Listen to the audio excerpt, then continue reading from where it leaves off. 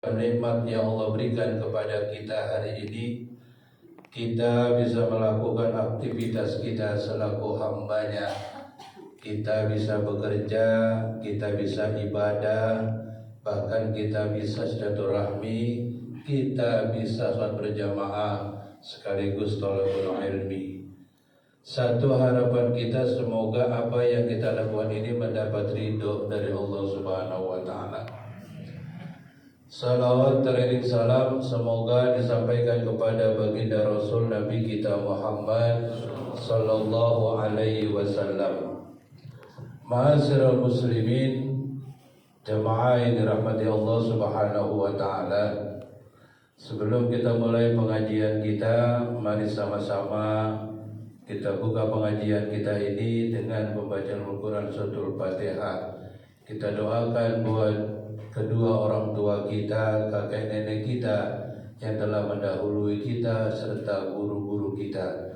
Mudah-mudahan sebab kita hadir ke tempat ini, Allah ampunkan dosanya, Allah terima amal ibadahnya, Allah jadikan makamnya raudhah min riyadil jannah. Dan kita yang masih hidup semoga diberikan kesehatan, panjang umur untuk beribadah kepada Allah Subhanahu wa Ta'ala. Al-Fatihah wa ila hadratin Nabi Muhammadin sallallahu alaihi wasallam wa ala alihi wa azwajihi wa zurriyyatihi wa ahli baitihi. Summa ila ruhil ulama'il amilin wal fuqaha'i wal muhaddisin was suhada'i was salihin wa li jami'il muslimin wal muslimat wal mu'minin wal mu'minat, khususan jamaah Masjid Nurul Iman, wa ila hadratin Nabi Muhammadin sallallahu alaihi wasallam. Karamil Fatihah.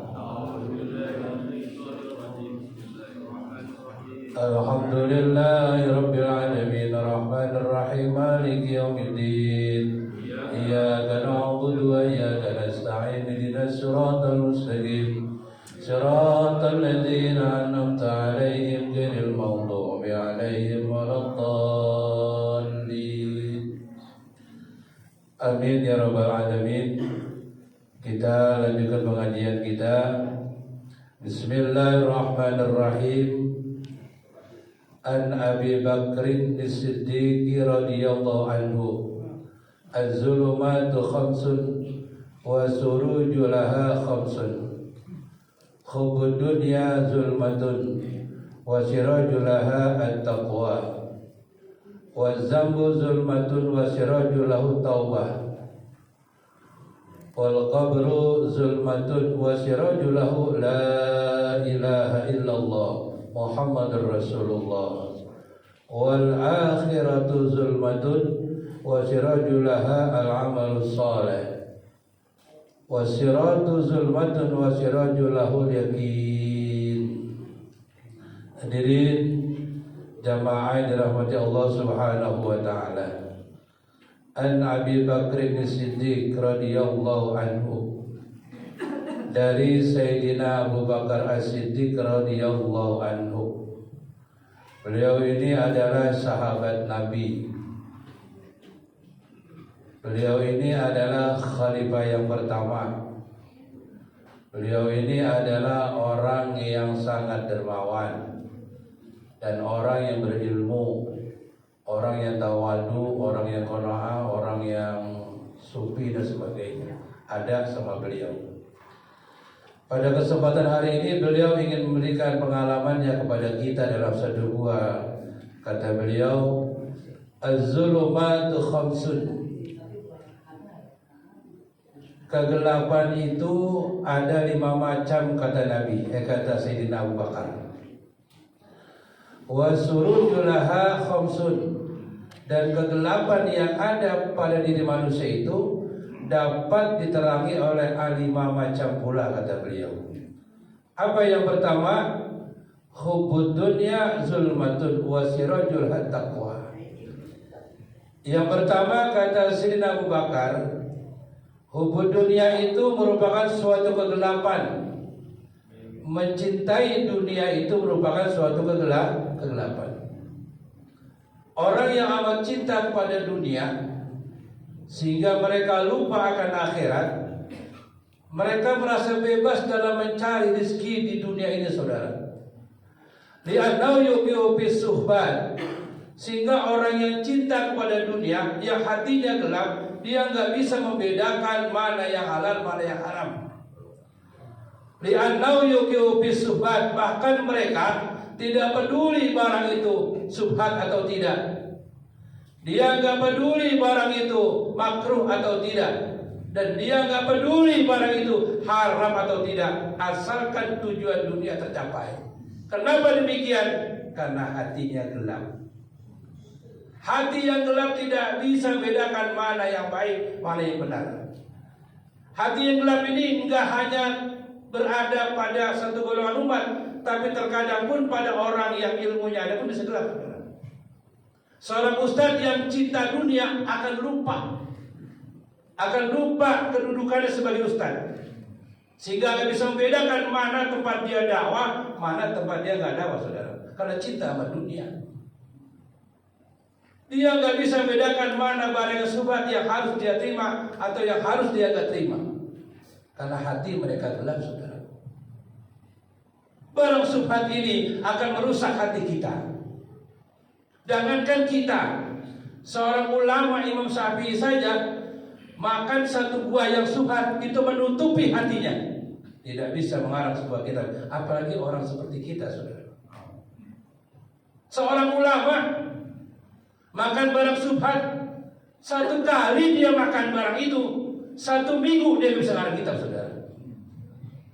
Apalagi ustaz model kita, ya udah nggak bisa bedain mana yang halal, mana yang haram, mana tempat dakwah yang baik, mana tempat dakwah yang nggak baik, kan begitu. Lantaran apa? Karena hubud dunia. Orang yang sering makan subhat itu akan lebih mudah mendorong mereka untuk makan yang haram, saudara. Kebanyakan makan barang subhat, mereka akan lambat laun akan makan barang yang haram. Kalau sudah banyak makan yang haram, tidak ada lagi sinar cahaya di hatinya. Maka agar kita selamat, kata Abu Bakar, adalah wasirajul taqwa. Untuk menyinari hati kita agar kita terlalu cinta kepada dunia, maka manusia harus bertakwa kepada Allah Subhanahu wa Ta'ala. Karena dengan bertakwa itu kita akan takut, saudara. Takut bisirri wal alaniyah. Takut kepada Allah, baik ada orang ataupun gak ada orang. Kalau memang itu haram, tetaplah haram. Kalau memang itu halal, tetaplah halal. Mau ada orang, mau tidak, ya Allah Maha mengetahui, saudara, apa yang kita lakukan. Oleh karena itu sebagai orang beriman, kita nggak perlu ribut, saudara. Kita nggak perlu ribut. Itu ustaz makan barang haram, diam aja, Allah tahu. Allah Maha tahu. Dan dia juga tahu. Tapi kenapa dia melakukan hal yang haram? Karena tertutup hati, takwanya nggak ada kepada Allah Subhanahu. Orang yang takwa kepada Allah itu memiliki sifat tawadhu, rendah hati, gak sombong, saudara. Dia menghormati semua orang, menghargai semua orang. Setinggi apapun dia punya ilmu, semakin tinggi ilmunya, semakin dia rendah, semakin rendah, semakin rendah. Kalau orang Betawi bilang itu, orang berilmu itu ibarat padi, semakin berisi semakin kita tuh.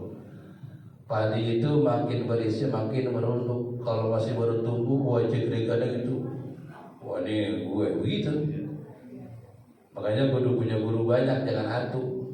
Kalau gurunya atu repot, Pak. Dia paling bener aja udah.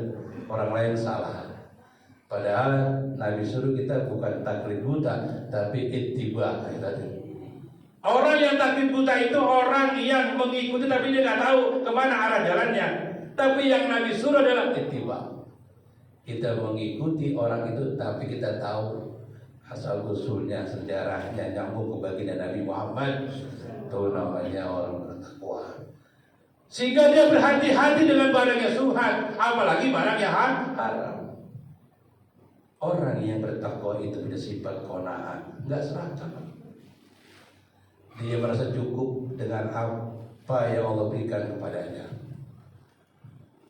Dulu ada seorang raja, dia itu namanya Said Ibrahim bin Adkham.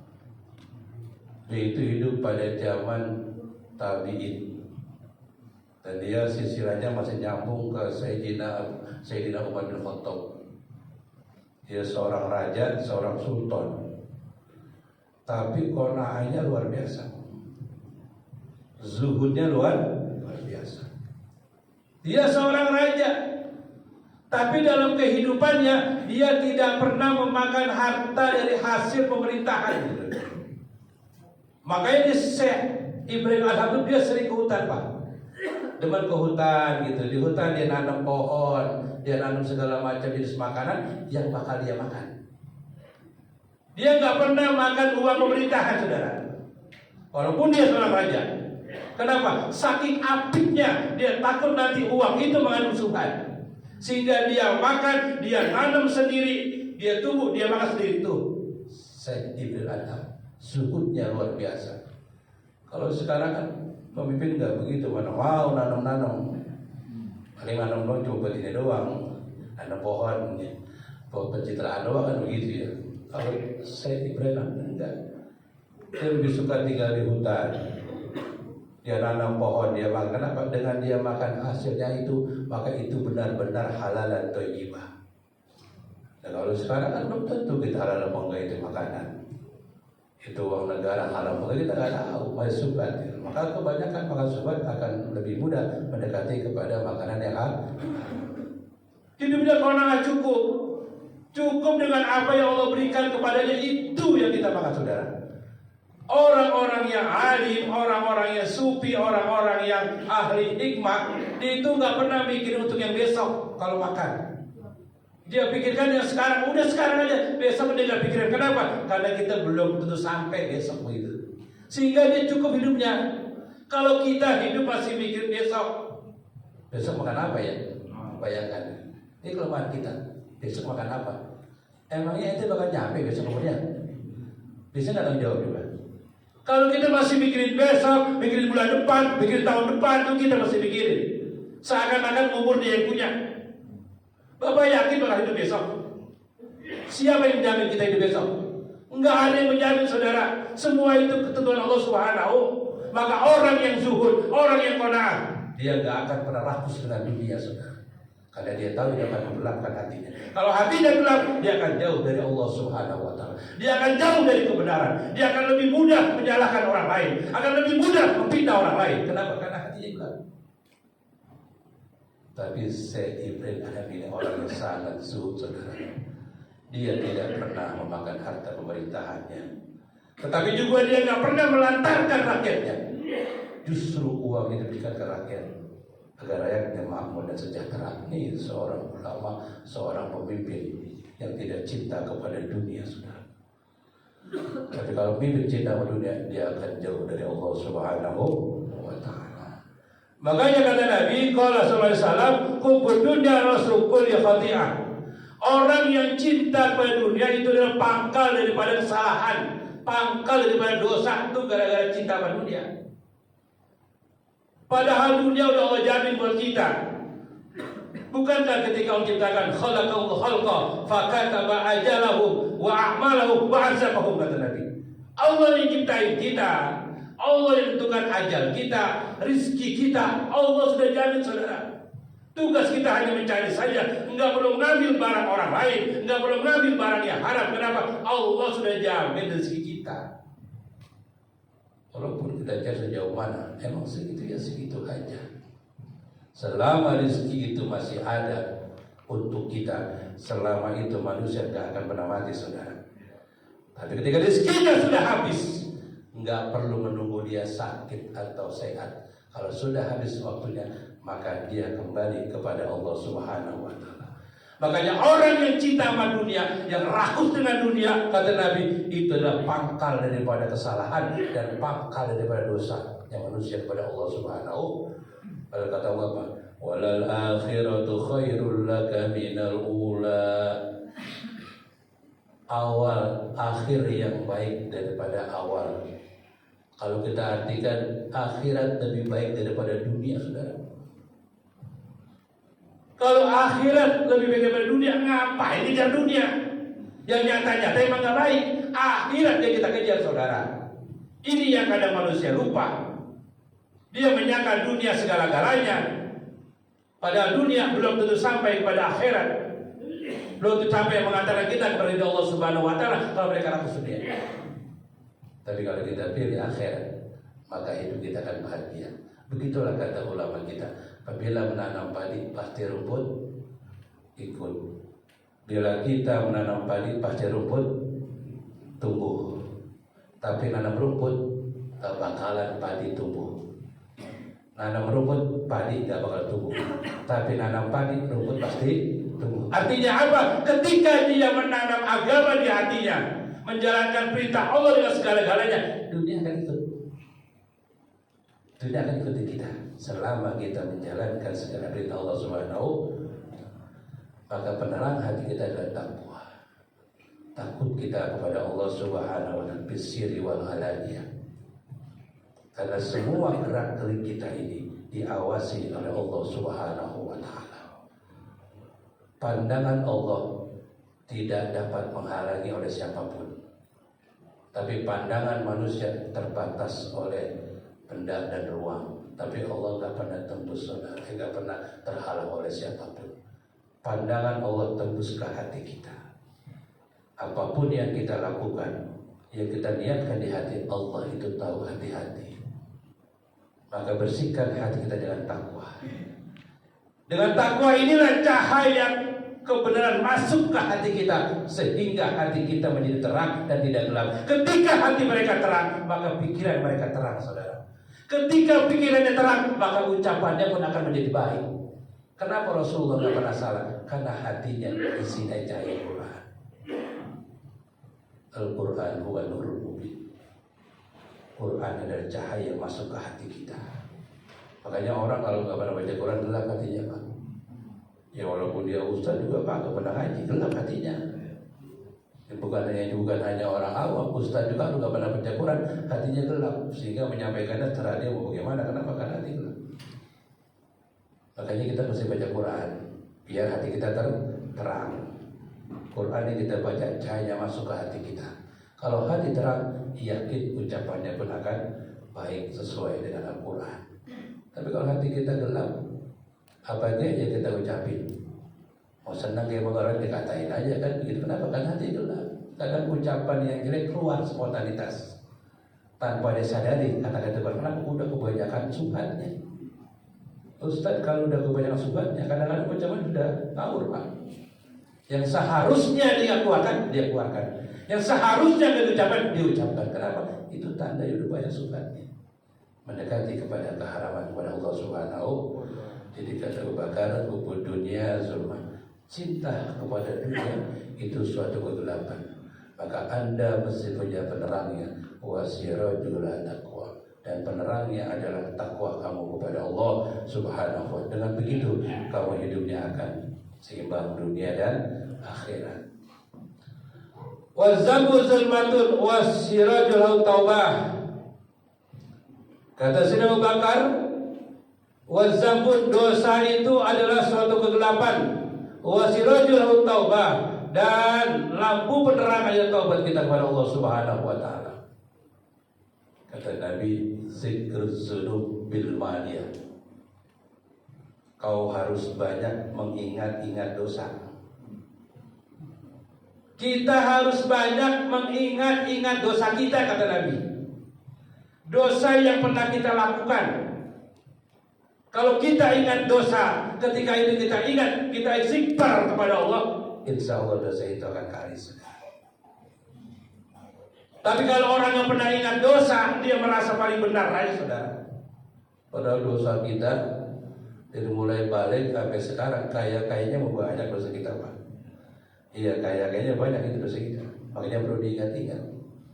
Mungkin kita soleh, mungkin baru sekarang kali kita mungkin usia-usia 40, 50 kita baru bener kali begitu. Mungkin usia kita masuk ke 20 maka dia sampai 40. Rasanya kita bener banget kayaknya begitu ya rasanya gitu. Ya kita rasa-rasain kan begitu Pak ya. Kita jujur aja, mendingan jujur kita. Kita balik benernya baru sekarang ini. Iya, usia-usia 50 kan begitu ya. Sama ibu-ibu juga begitu. Kebanyakan pakai jilbab baru sekarang doang udah punya laki. Ya karena lakinya soleh. Kalau lakinya salah mah ya kusut lagi aja.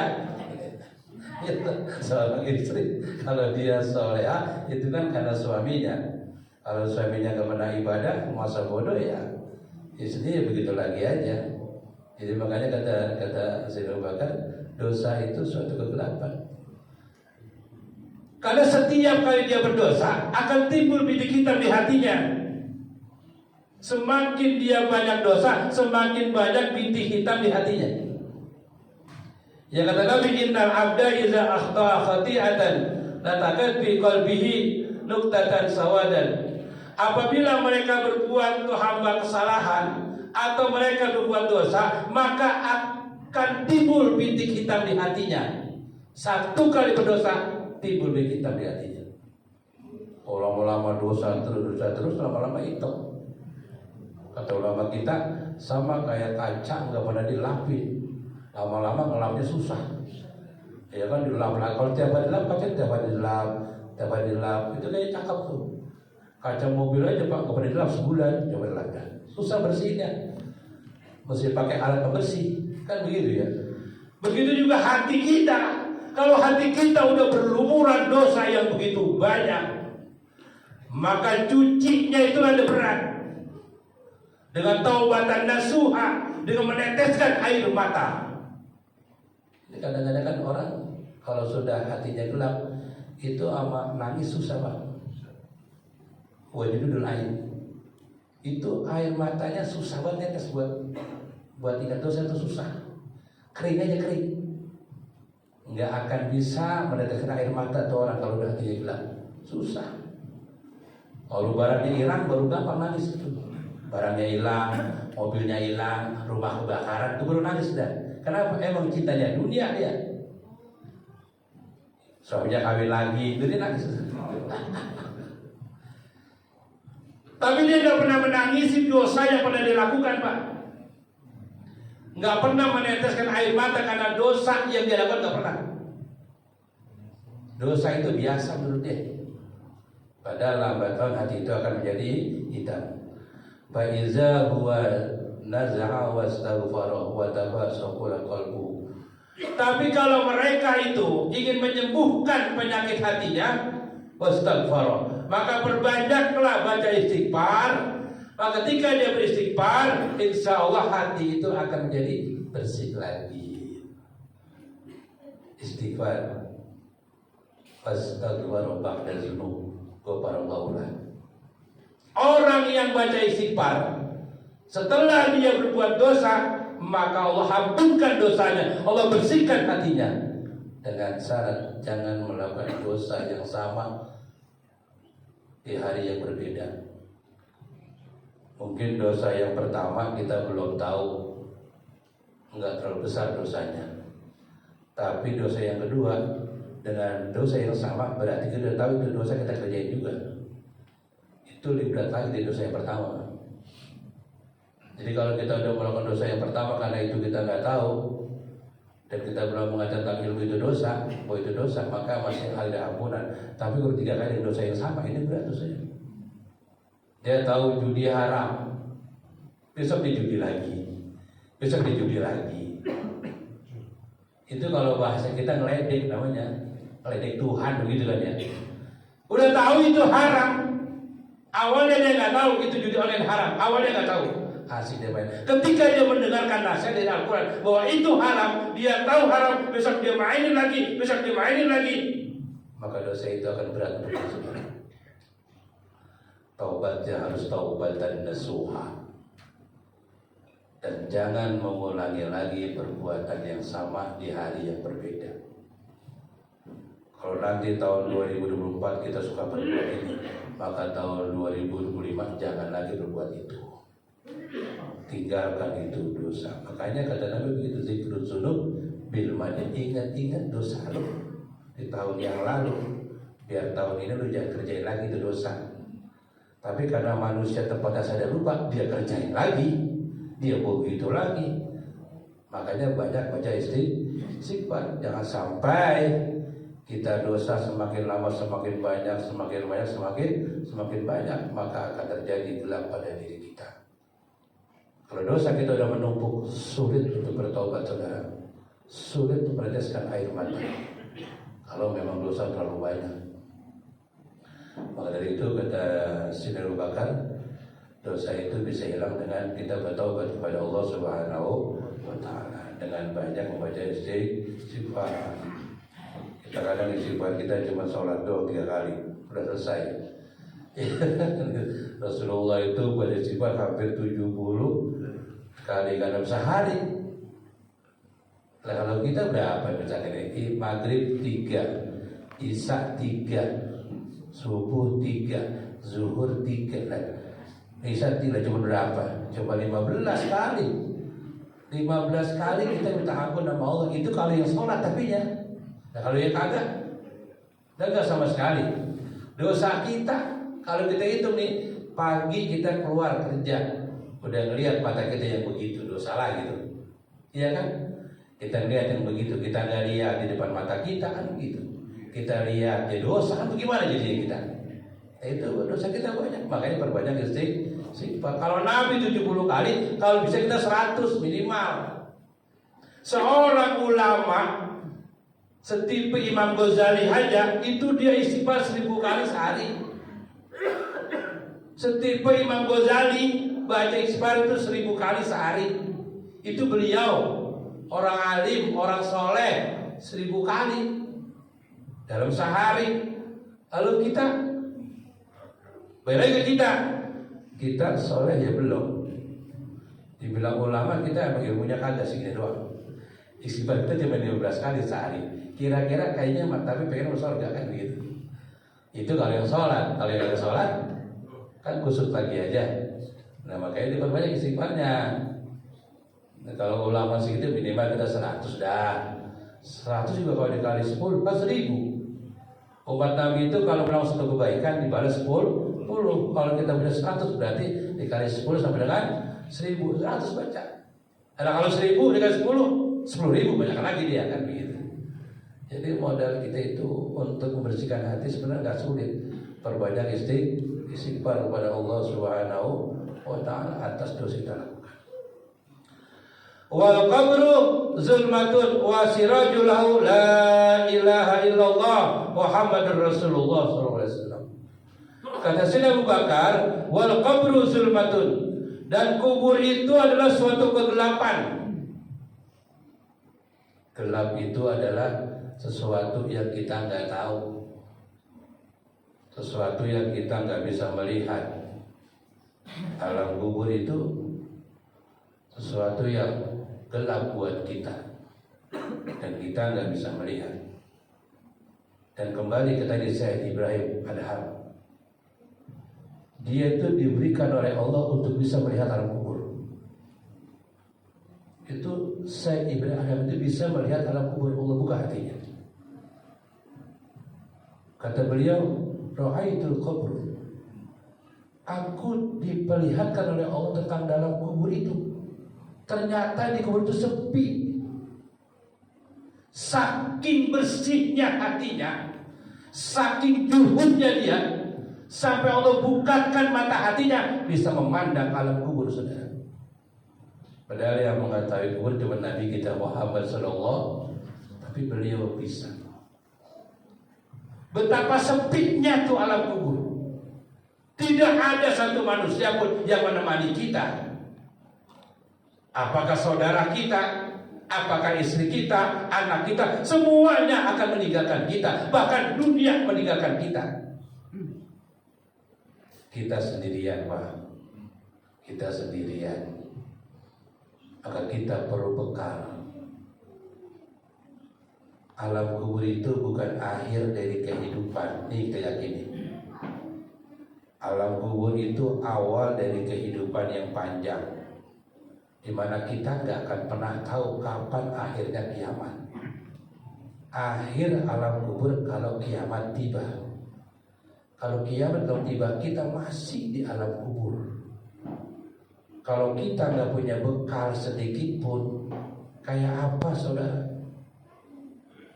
Kita merantau ke negeri orang tidak punya modal, cuma modal nekat. Nggak ada orang yang kita kenal di sono, di tempat kita merantau. Apa yang terjadi? Bingung kita saudara, mau kemana kita? Kebelangsang kita. Ini kita kembali ke alam yang berbeda, pindah dari alam dunia ke alam kubur yang sungguh lama dan kita tidak pernah tahu kapan berakhirnya. Kalau alam dunia kita bisa tahu, Nabi yang kasih tahu. Umur umat Nabi itu antara 70 dan 60. Antara 60 dan 70. Berarti dikasih tahu Nabi. Makanya hati-hati umur 60. Jangan masih main umur 60. Udah waktunya duduk di masjid zikir, udah itu waktunya. Jangan umur 60 masih aja cinta sama dunia, masih mengejar dunia. Kapan itu mau kembali kepada Allah Subhanahu? Tapi di alam kubur nggak akan pernah ada yang tahu kapan akhirnya saudara. Maka dikasih tahu sama Abu Bakar apa penerang alam kubur. Wasirajulahu la ilaha illallah Muhammadur Rasulullah. Penerang alam kubur adalah kalimat la ilaha illallah Muhammadur Rasul. Kata Nabi, Inna Allah Ta'ala harrama 'ala nasi man qala la ilaha illallah yabtaghi biha wajha Allah Ta'ala. Rawal Bukhari. Kata Nabi, sesungguhnya Allah Ta'ala itu akan mengharamkan neraka.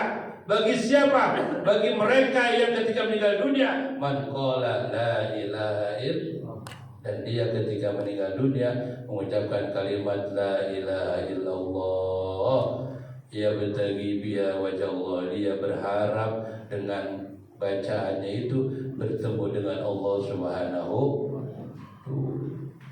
Makanya ulama-ulama kita ngajarin banyak baca kalimat la ilaha illallah itu. Ulama kita ngajarinnya supaya apa? Terbiasa Pak. Terbiasa nanti kalau kita meninggal dunia, insya Allah keluar kalimat itu kalau udah biasa. Kalau nggak biasa kan repot, susah kalau nggak biasa. Tapi kalau sering dia lafalkan kalimat itu, insya Allah ketika meninggal dunia dia akan keluar kalimat itu. La ilaha illallah Muhammadur Rasulullah. Di hadis yang lain jelaskan, qala man qala la ilaha illallah mukhlishan dakhala jannah. Barang siapa yang menginginkan, barang siapa yang baca kalimat la ilaha illallah mukhlishan dengan ikhlas karena Allah, dakhala jannah, dia masuk surga. Bertanya sahabat, qalu ya Rasulullah fama ikhlasuha. Kata sahabat, ya Rasul, bagaimana sih orang yang baca kalimat la dengan ikhlas itu?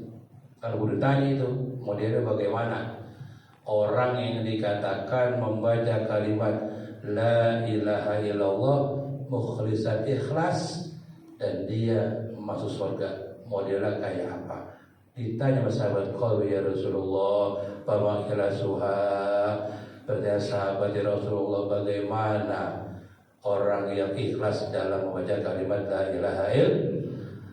Apa jawab Nabi? Qala antahjuzakum an kulli ma haramallahu alaikum.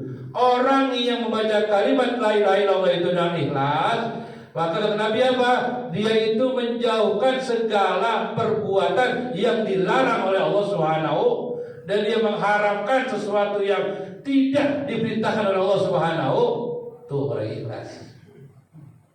Ketika dia baca la ilaha illallah Muhammadur Rasulullah, tidak ada Tuhan selain Allah, maka semuanya adalah dikerjakan karena Allah Subhanahu. Dia tinggalkan maksiat, dia tinggalkan subhan, dia tinggalkan yang haram, dia jauhkan yang makruh. Semua yang Allah perintahkan dia kerjakan dengan ikhlas. Terutama larangan-larangan Allah ditinggalkan sejauh-jauhnya, dan perintah Allah dikerjakan sebaik-baiknya. Tuh, orang yang meninggal dunia dengan ucapan kalimat la ilaha illallah Muhammadur Rasulullah sebagai penerang dari alam kubur kita. Kila sab'u asya'an nuwirul qabru. Dari ulama ada yang mengatakan bahwa agar hidup kita menjadi terang di alam kubur, minimal ada beberapa hal yang harus kita lakukan. Apa kata beliau? Qila sab'atu. Ada 7 perkara yang bisa menerangi alam kubur, kata ulama kita. Awaluha al-ikhlas bil ibadah. Yang pertama itu ikhlas ibadah. Jangan terpaksa. Jangan terpaksa. Melangkahkan kaki ke masjid bukan karena siapapun, bukan karena ustaz, bukan karena tetangga, tapi karena Allah Subhanahu. Ikhlas. Ikhlas itu nggak bisa dicontohkan seperti apa ikhlas itu.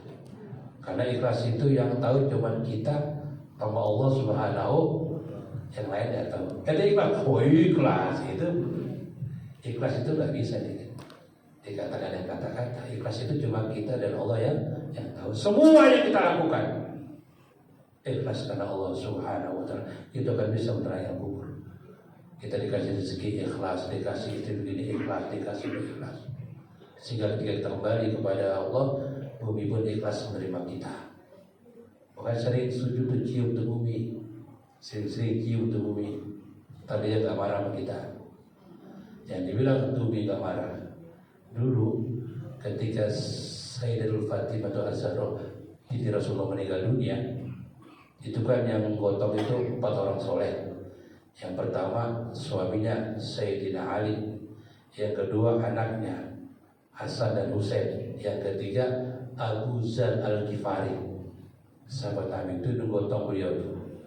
Dan ketika sampai ke liang lahat, liang kubur nih, Abu Zar Al-Ghifari ngomong di sama kubur nih, ngomong sama kubur sebelum diletakkan. Sama liang lahat, kalau kita nggak pakai peti ada liang lahat. Kalau pakai peti mah nggak ada, begitu aja ya.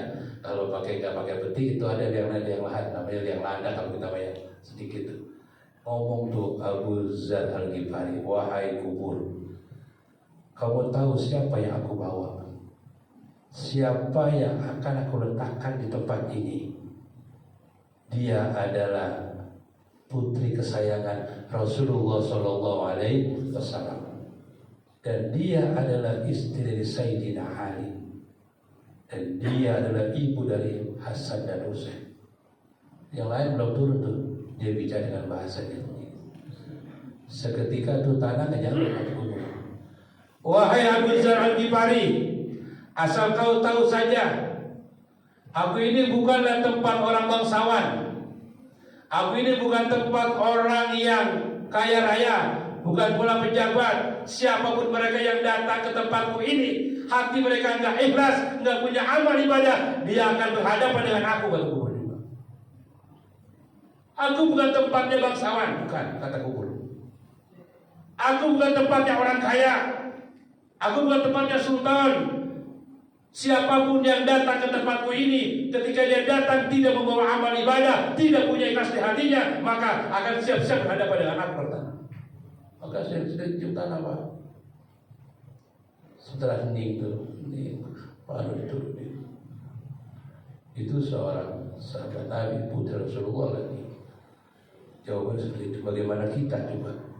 Kalau gak punya amal ibadah, habis dah kita dikit-dikit, diikat segala macam. Ikhlas. Yang kedua apa? Birrul walidain, berbuat baik kepada kedua orang tua adalah salah satu penerang kubur. Kenapa? Ridhonya Allah tergantung ridhonya kedua orang.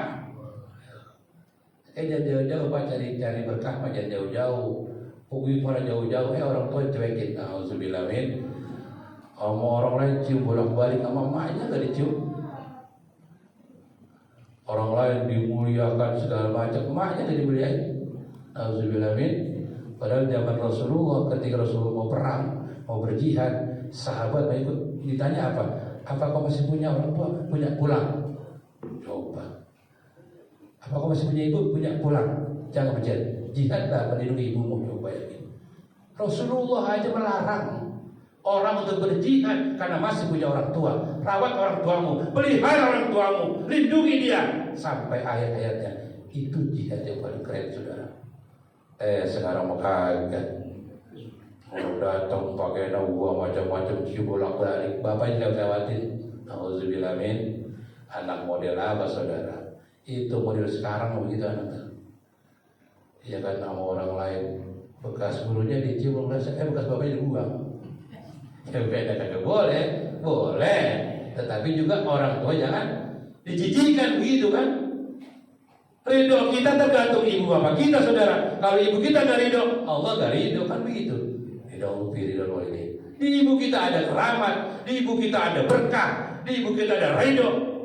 Ngapain jadi jauh-jauh kita, saudara?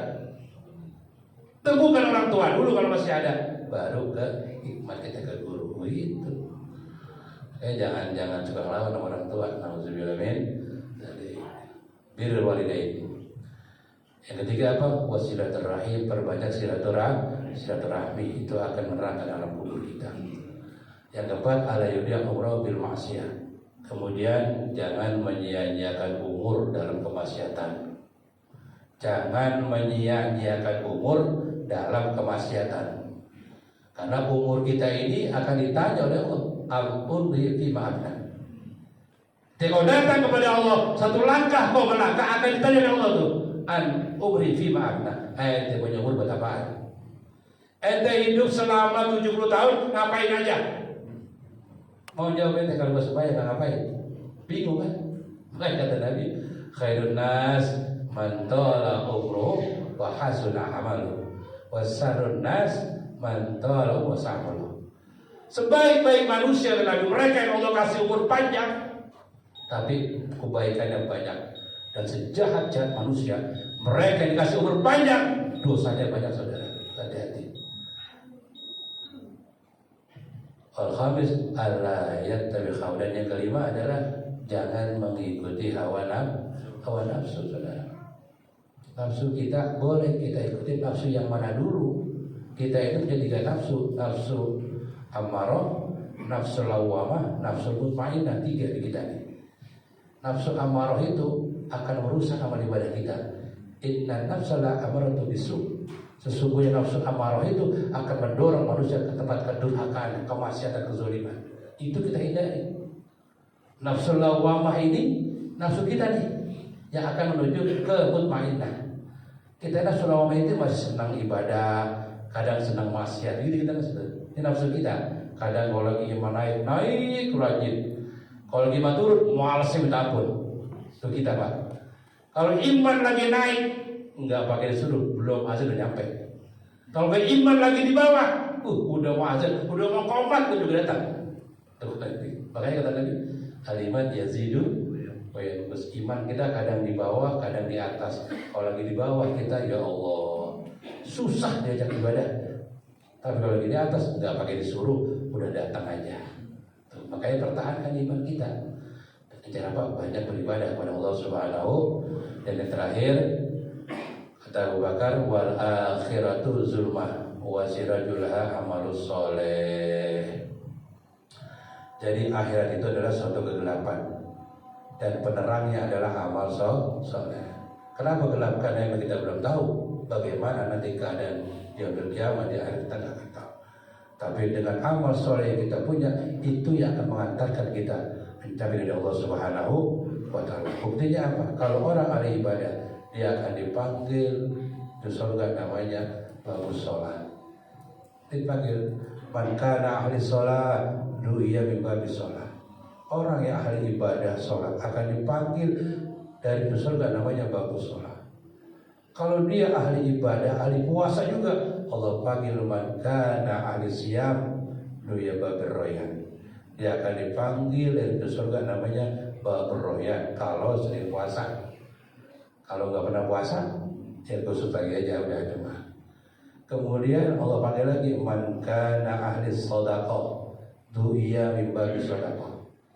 Allah akan panggil manusia itu dari pintu sedekah.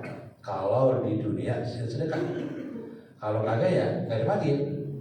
Kalau ahli sedekah, dia selalu sedekah. Terakhir apa? Man kana ahli jihad du'iya min babil jihad. Itu ada di kitab Sahih Bukhari. Jadi itu orang yang ahli jihad akan dipanggil dari pintu namanya ahli jihad. Paling enggak dari 4 itu minimal kita punya 1, Pak. Dari 4 itu yang Allah panggil, yang surga tanpa dihisab, minimal ada 4 itu punya. Mungkin kalau sholat kita kurang baik, sedekah kita banyak begitu. Kalau kita sholatnya kurang baik, misalnya menurut kita kurang baik, kita tambah sedekah. Kalau sedekah kita emang gak punya duit banget, ya kita sholatnya benerin. Kalau emang kita sedekah kagak, puasa yang bener, puasa gratis gak bayar. Kalau kita jihad yang mana? Jihadun nafsi, jihad melawan hawa nafsu itu yang akan mengantarkan kita kepada diri Allah Subhanahu. Inilah pesan-pesan dari Sayyidina Abu Bakar yang akan terjadi pada diri kita. Oleh karena itu, lindungi diri kita. Janganlah kita mencintai dunia kalau tidak ada takwa, saudara. Penerangnya adalah ketakwaan kita kepada Allah Subhanahu wa Ta'ala. Dan kalau kita benar-benar berdosa yang banyak kita lakukan selama ini, yang kita ingat, maka cepat-cepatlah istighfar. Allah akan ampunkan dosa itu, saudara.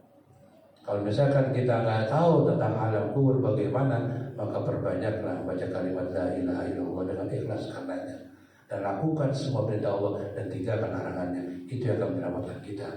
Dan akhirat tidak suatu kegelapan, maka perbanyaklah amal kita.